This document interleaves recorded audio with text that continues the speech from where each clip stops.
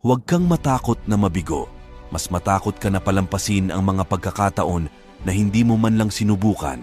Naniniwala ako na ang pinakadakilang regalo na maari mong ibigay sa iyong pamilya at sa mundo ay ang isang malusog na ikaw.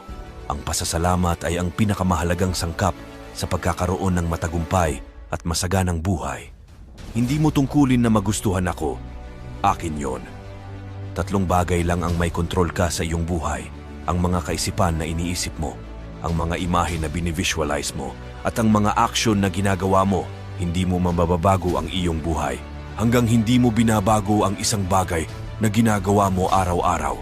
Ang sikreto ng iyong tagumpay ay matatagpuan sa iyong araw-araw na ginagawa. Hindi ka bibigyan ng pangarap kung wala kang kakayahang tuparin ito. Ang paninisi ay pag-aaksaya ng oras.